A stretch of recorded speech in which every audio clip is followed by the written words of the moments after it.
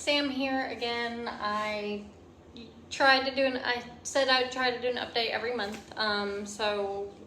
Tomorrow's the last day of week 6 in my freshman semester at IPAP. So here I am. Kind of got lost and forgot about it for a minute, but tomorrow's the first Monday, Friday since the test started that I don't have a test. So have a few minutes. I actually recorded yesterday and some reason the sound didn't come through. I'm not sure. So here we go again. Take 2. So if anybody has any questions about application or what you can do to make your application better, I was a second-time applicant and I greatly improved my application 3 ways. So I improved my credit hours. I doubled my credit hours, and then I recreated my LOI. I went from like what I guess kind of what I thought they wanted to hear. This time when I got accepted, I really spoke from my heart on like why I want to be a PA. So I think that would really help. I think that was the major factor. My third change was I just took CLS, a 40-hour course. So it's definitely something I can talk to y'all about if anybody wants to reach out to me. I think I put my email in the last video, but I'll drop it in the comments area on this video as well, so that you guys can reach out if you want me to look over anything, if you want me to share any particular answers to questions I don't necessarily answer in these videos, and I'll continue to try to do them. I don't know if I think I only had like 18 views on the other one, and so if hopefully they're helping at least one of you out there, then I'll keep doing them. So the application process, it is lengthy, but it is worth it, and it gives you practice for like all the stuff you're gonna have to deal with here. So then when you get here, if you're an NCO and you don't really know how to switch your uniform to OCS standards, it's really, there's like not a lot in the regs, trust me, I know. However, or if you're just enlisted, I shouldn't say NCO because you can come here as a specialist promotable or specialist with BLC. So if you have any questions about that, if you take your items to Kim's Alterations on Harry Wurzbach, right near the Harry Wurzbach gate, I think it's maybe 2 miles from the gate, maybe less, and they will do everything for your uniform. They'll put they have the pins there, so they can give that to you. They have the OCS rank for your OCPs, for your PC, for your jacket, so they can provide that, and they can set everything up, sew everything on. It's about $250 to $300 for your ASU jacket. However, you may not even wear it here, so I will say that everybody has told me, I went ahead and got mine done as soon as I got here. However, everybody's told me that most people have never worn theirs here. It's so hot that usually you'll just wear your tropical bees or something. And even the graduation I went to the week I was in processing, they were wearing bees as well. So the short sleeves with not even a ribbon rack on that. They were just wearing their name and insignia and everything. So it's and then the Fancy Fridays, the last Friday every month, you usually wear it. We didn't wear it in May, I'm assuming because of Memorial Day weekend. So maybe we will in June. And actually in July, we're actually introducing business casual Fridays or something. I can't remember the exact term at the moment, but it's going to be the first Friday of every month. You can wear an IPAP polo as well as khaki pants. It has to be an IPAP navy blue polo and khaki pants though. And if not, then you're wearing your green suit or whatever your service suit is, Navy, Guard, Air Force, etc. So we don't do PT sorry, I have notes here that I'm referencing to make sure I hit on all my little bullet points.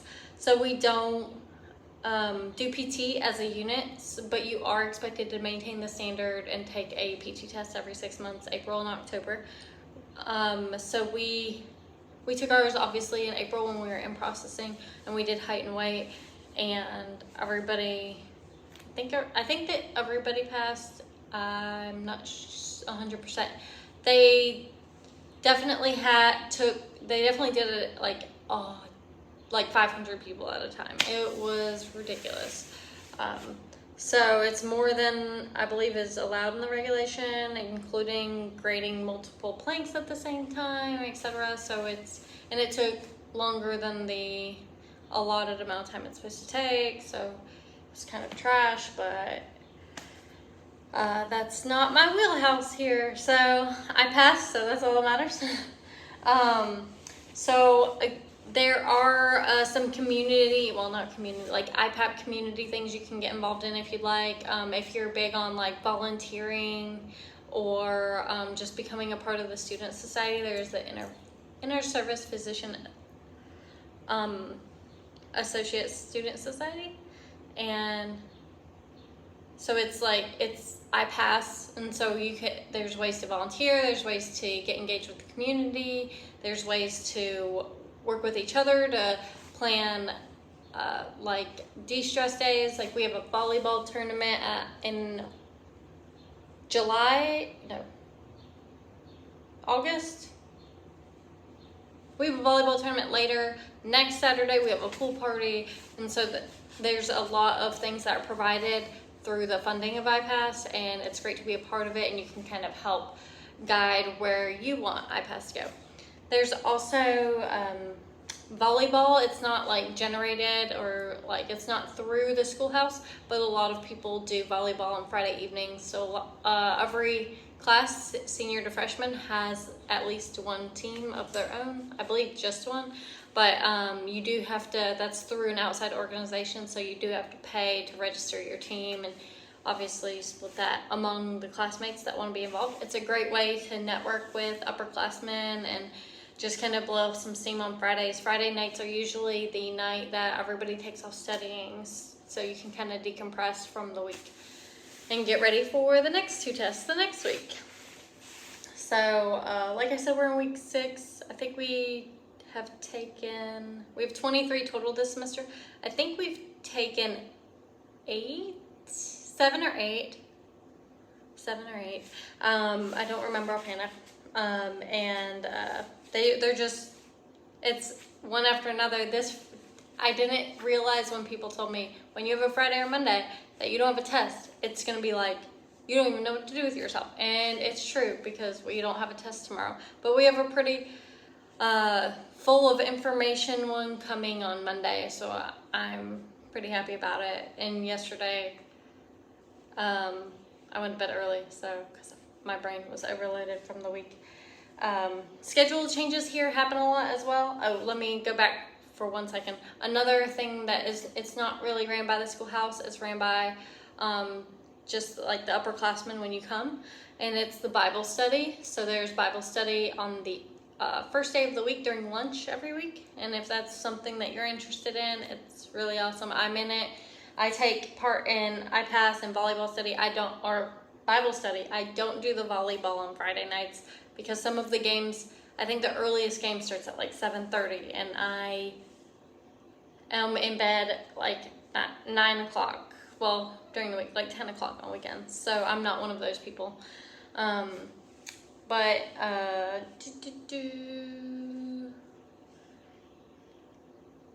remember what I was saying.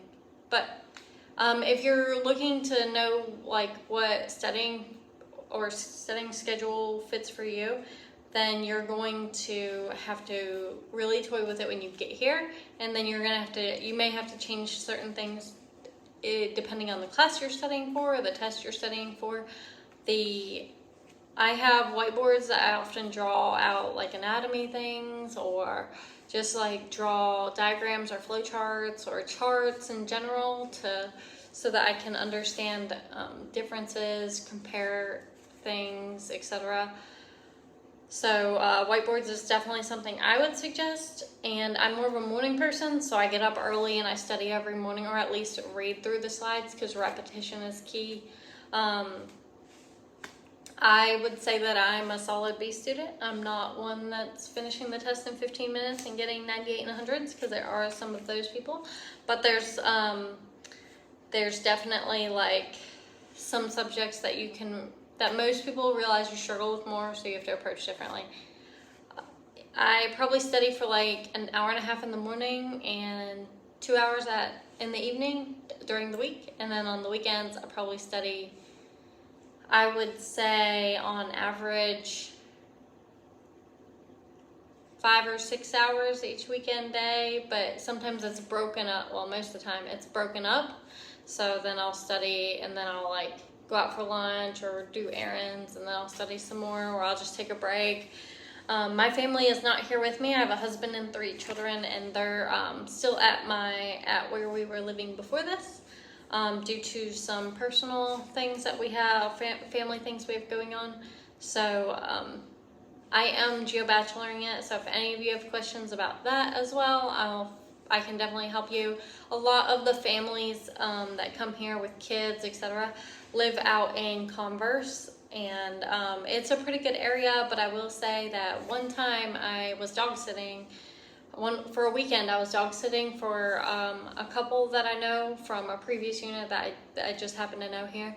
And I was dog sitting for them, and they live in Converse because it's a couple and their couple kids and their couple dogs. So it usually takes me about like 20 minutes to get to their house from my apartment.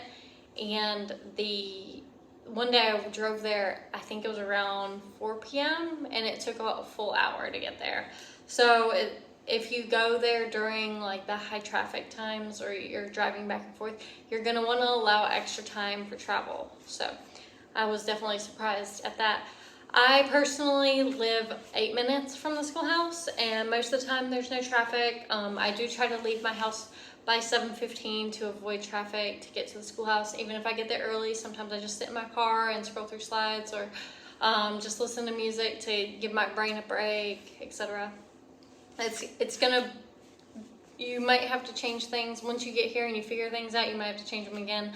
I know each semester I've talked to upperclassmen and they change depending on the semester they're in. The teachers here are also definitely here to help you. I can only speak for the freshman semester because and those teachers and professors, because I don't know the others obviously, but I can definitely say my counselor and all the teachers that I have had so far in this first 6 weeks have been amazing. They're willing to give their time. A lot of them give their personal phone number for you to text. Nobody really likes phone calls anymore, so when they tell you that, don't be surprised. I'm sure you all don't like phone calls either. Excuse me. Feel free to reach out to them when they say, text me anytime, I don't care. Like, they really don't care. And if they're asleep, they're obviously not going to answer, but then they will get back to you. So, or they might give their personal email if they're not one of those people that like to text a whole lot, or they don't want you to have their number. But feel free to reach out to them if you are accepted and if you're in this program. They're definitely here to help. The schedule changes a lot, so be flexible. So sometimes we have things dropped in. That doesn't have to happen that often, thankfully. More often we have classes canceled. So tomorrow we were supposed to have class till 1500, and now we have class until 1000. We only have one class tomorrow. So that's awesome. The rest of your time is directed study time unless they happen to drop something else in. And that should be understandable, that sometimes they give you time, sometimes they take away time. But directed study is yours to do what you do with. You can stay in the classroom and study, you can go elsewhere, you can do whatever you think that you need to do during that time. Nobody's going to reprimand you. However, I will say that if you don't make sure that you know what you're learning and you don't utilize your time wisely, then you won't succeed. We haven't had anybody, obviously it's only week 6, so we haven't had anybody be removed from the program or anything like that. But I did talk to a junior that I'm good friends with, and she said that about 20% of her class has already been recycled or removed from the program. So that's a lot. We have 54 in our class. We're all Army. So if we're looking at 10 to 11 of those people being recycled or removed, and that's a change. I hope I'm not one of them. I don't think I will be. I can manage my time wisely. I don't let things stress you out is the main thing. As most of you know or will learn when you get here, stress can definitely hurt your immune system. So you'll get sick, you'll miss class, you won't be able to study, you'll be fatigued. I mean, you're going to be fatigued anyway, but it'll make it worse. And then there's often the teachers will post on their where you get the lecture from. They'll post like YouTube videos and stuff like that. That will help. I really like Ninja Nerd, and I like how he explains things and breaks them down. But sometimes he goes far too in depth for what we're trying to do here. And I will say freshman semester is just building the basics. So you're learning how to take the tests. You're learning how to study. You're going back to the basics of all of the subjects so that later when you have all of the ologies and things, you can put those together. So, and they do a really good job here about intertwining the classes. So a lot of times we'll see something we're going over in biochem come up again in micro or A&P. So a lot of times you can make those connections pretty easily. I don't know if anybody's watched this long, but if you have, I appreciate it, and let me know if you have any questions I can help with. Like I said, I'll drop my email in the description, and hopefully you'll see me again next month. Thanks. Bye.